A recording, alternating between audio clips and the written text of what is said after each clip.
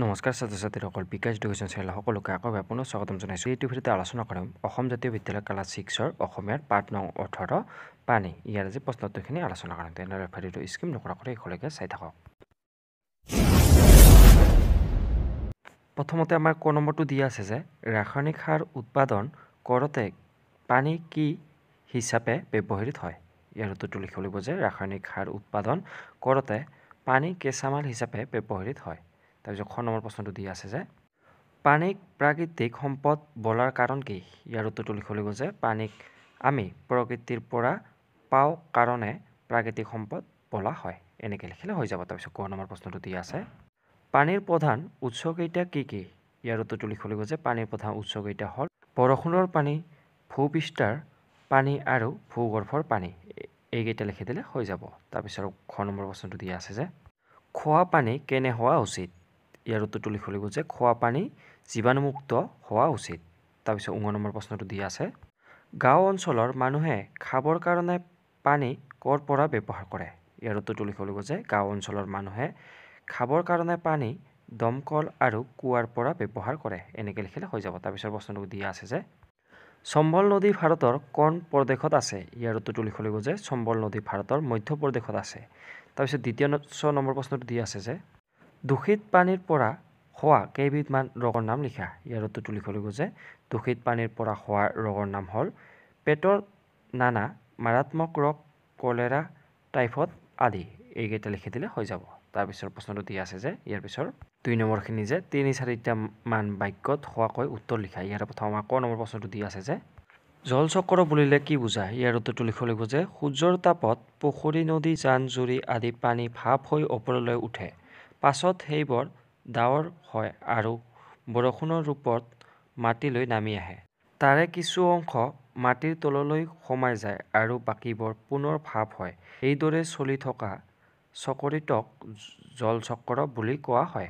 এইখিনি লিখিলে হৈ যাব। তাৰপিছত প্ৰশ্নটো দিয়া আছে যে খ নম্বৰটো যে খোৱা পানীৰ নাটনি হোৱাৰ প্ৰধান কাৰণসমূহ কি কি। ইয়াৰ উত্তৰটো লিখিব লাগিব যে খোৱা পানীৰ নাটনিৰ হোৱাৰ প্ৰধান কাৰণসমূহ হ'ল 1 নম্বৰ লিখিব লাগিব যে অৰ্থাৎ ক নম্বৰটো যে ভূপৃষ্ঠৰ পানী উদ্যোগ আৰু কৃষিৰ কাৰণে অধিক ব্যৱহাৰ কৰাৰ কাৰণে। তাৰপিছত খ নম্বৰ লিখিম খ নম্বৰটো দিয়া আছে যে নৈ, বিল, পুখুৰী আদি পানীৰ প্ৰদূষণৰ কাৰণে। তাৰপিছত গ নম্বৰটো দিয়া আছে যে মানুহৰ আধুনিক জীৱন যাপন পদ্ধতি আৰু খ নম্বৰটো দিয়া আছে জনসংখ্যা বৃদ্ধি। এইকেইটা লিখি দিলে হৈ যাব। তাৰপিছত প্ৰশ্নটো দিয়া আছে ইয়াৰ পিছৰ গ নম্বৰটো যে পানী কেনেদৰে প্ৰদূষিত হৈছে লিখা। ইয়াৰ উত্তৰটো লিখিব লাগিব যে নৈ, বিল আদিত জাবৰ-জোথৰ, জীৱ-মৃত, কল কাৰখানাৰ পৰা ওলোৱা আৱৰ্জনা পেলাই পানী প্ৰদূষিত হৈছে।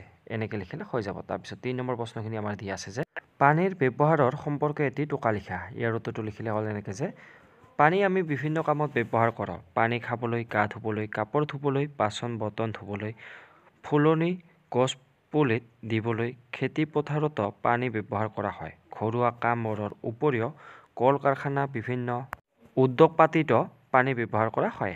এনেকৈ লিখিলে হৈ যাব। তাৰপিছত প্ৰশ্নটো দিয়া আছে ইয়াৰ পিছৰ 4 নম্বৰটো যে পানী ব্যৱহাৰ কৰাৰ ক্ষেত্ৰত কিয় মিতব্যয়ী হ'ব লাগে বুলি ভাবা। ইয়াৰ উত্তৰটো লিখিব লাগিব যে আমাৰ উপৰিভাগত থকা 3 ভাগ পানীৰ এভাগহে আমাৰ ব্যৱহাৰ উপযোগী। কেতিয়াবা হয়তো এই পানী নাটনি হ'ব পাৰে। সেইকাৰণে আমি পানীৰ ক্ষেত্ৰত মিতব্যয়ী হ'ব লাগে। তাৰপিছত আমাৰ 5 নম্বৰ প্ৰশ্নখিনি দিয়া আছে যে উদাহৰণটো চাই বাকীকেইটা কোৱা। ইয়াৰে প্ৰথম উদাহৰণ দিয়া আছে যে এটা প্ৰকৃতি, ইটো হ'ব প্ৰাকৃতিক। তাৰপিছত শৰীৰ, ইটো হ'ব শাৰীৰিক। তাৰপিছত মনটো হ'ব মানসিক। সমৰ, ইটো হ'ব সামৰিক। তাৰপিছত জীৱ, ইটো হ'ব জীৱময়। তাৰপিছত দেহ, ইটো হ'ব দহাৰিক। তাৰপিছত দিনটো হ'ব দিনাময়। তাৰপিছত ৰাসায়নটো হ'ব ৰাসায়নিক। তাৰপিছত পৰমাণু, ইটো হ'ব পৰমাণৱিক। তাৰপিছত অণু, ইটো হ'ব আণৱিক। তাৰপিছৰ প্ৰশ্নখিনি দিয়া আছে ইয়াৰ পিছৰখিনি 6 নম্বৰখিনি যে বিপৰীত অৰ্থ বুজোৱা শব্দ লিখা। ইয়াৰে প্ৰথমটো দিয়া আছে আমাৰ খুঁতটো হ'ব নিখুঁত। তাৰপিছত খৰচি, ইটো হ'ব কৃপণ। তাৰপিছত ফৰকাল, ইটো হ'ব ডাৱৰীয়া। তাৰপিছত খৰাং, তাৰ বিপৰীত হৈছে জলাহ। তাৰপিছত অপকাৰী, তাৰ বিপৰীত হৈছে উপকাৰী। তাৰপিছত জলটো হ'ব নিৰ্জল। এনেকৈ লিখিলে বা এইখিনি লিখিলে হৈ যাব। তাৰপিছত প্ৰশ্নখিনি দিয়া আছে যে আমাৰ 7 নম্বৰখিনি যে পৃথিৱীৰ মহাসাগৰ কেইখনৰ নাম কি কি। ইয়াৰ উত্তৰটো লিখিব লাগিব যে পৃথিৱীৰ মহাসাগৰ কেইখনৰ নাম হৈছে ক নম্বৰ লিখিম আমি প্ৰশান্ত মহাসাগৰ। তাৰপিছত খ নম্বৰ লিখিম যে আটলান্টিক মহাসাগৰ আৰু গ নম্বৰত লিখিম যে ভাৰত মহাসাগৰ, খ নম্বৰত লিখিম যে উত্তৰ মহাসাগৰ আৰু উ নম্বৰত লিখিম যে দক্ষিণ মহাসাগৰ। এইকেইখনত লিখি দিলে হৈ যাব। তাৰপিছত প্ৰশ্নখিনি দিয়া আছে যে 8 নম্বৰখিনি দিয়া আছে যে তলৰ বাক্যকেইটাৰ খালী ঠাই পূৰ কৰা। ইয়াৰ প্ৰথমটো দিয়া আছে আমাৰ পানী অবিহনে কোনো ইয়াত দেশ দিয়া আছে, তাৰপিছত জীয়াই থাকিব নোৱাৰে, ইয়াত লিখিব লাগিব আমি জীৱই। তাৰপিছত খ নম্বৰটো দিয়া আছে যে শিল্প উদ্যোগত প্ৰচুৰ পৰিমাণৰ পানী, ইয়াত লিখিম আমি খালী ঠাইখিনিত ব্যৱহাৰ কৰা হয়, এনেকৈ লিখিম। তাৰপিছত গ নম্বৰটো দিয়া আছে যে পৃথিৱীৰ পানীভাগৰ শতকৰা মাত্ৰ, ইয়াত লিখিম আমি 1 ভাগ পানীহে মানুহে ব্যৱহাৰ কৰে, এনেকৈ লিখিম। তাৰপিছত খ নম্বৰটো দিয়া আছে যে ইয়াত দিয়া আছে দেশ, ইয়াত আমি খালী ঠাইখিনি লিখিম যে সৌৰশক্তি ব্যৱহাৰ কৰিলেও সহজ উপায়েই নিৰ্মল পানী উৎপাদনৰ পদ্ধতি আৱিষ্কৃত হৈছে, এনেকৈ লিখিম। তাৰপিছত উ নম্বৰটো দিয়া আছে যে ভূগৰ্ভস্থ পানী ব্যৱহাৰ কৰোঁতেও আমি ইয়াত লিখিম আমি খালী ঠাইখিনিত সাৱধানতা হ'ব লাগে। 9 নম্বৰ প্ৰশ্নখিনি দিয়া আছে যে তলৰ চহৰবোৰ কোন কোন নদীৰ পাৰত লিখা। ইয়াৰ উত্তৰটো লিখিব লাগিব যে প্ৰথমে দিয়া আছে আমাৰ ক নম্বৰটো দিল্লী, খ নম্বৰ দিয়া আছে মুম্বাই, ক নম্বৰ দিয়া আছে গুৱাহাটী, খ নম্বৰ দিয়া আছে আমাৰ শিৱসাগৰ আৰু উ নম্বৰ দিয়া আছে নগাঁও আৰু প্ৰথম 6 নম্বৰ দিয়া আছে তেজপুৰ। ইয়াতে প্ৰথমটো আছে আমাৰ দিল্লী, এইটো হৈছে যমুনা নদীৰ পাৰত অৱস্থিত। তাৰপিছত মুম্বাই, এইটো হৈছে উলহাছ নদীৰ পাৰত অৱস্থিত। তাৰপিছত গুৱাহাটী হৈছে ব্ৰহ্মপুত্ৰ নদীৰ পাৰত অৱস্থিত। তাৰপিছত শিৱসাগৰ, এইটো হৈছে ব্ৰহ্মপুত্ৰৰ দক্ষিণ পাৰত অৱস্থিত। তাৰপিছত নগাঁওটো হৈছে ব্ৰহ্মপুত্ৰৰ দক্ষিণ পাৰত অৱস্থিত। তাৰপিছত তেজপুৰটো দিয়া আছে যে ব্ৰহ্মপুত্ৰৰ উত্তৰ পাৰত অৱস্থিত।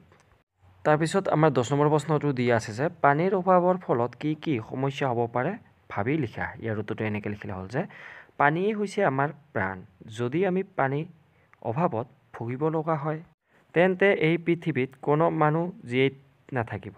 লগতে গছ-গছনি নাইকিয়া হৈ খৰাং বতৰে দেখা দিব, ফলত পৃথিৱীৰ ধ্বংস পথে আগবাঢ়িব। এনেকৈ বা এইখিনি লিখিলে হৈ যাব। আজিলৈ ইমানে। আৰু মোৰ ভিডিঅ' ক'ৰ পৰা চাই আপোনালোকে কমেণ্ট কৰি জনাই দিব। ধন্যবাদ।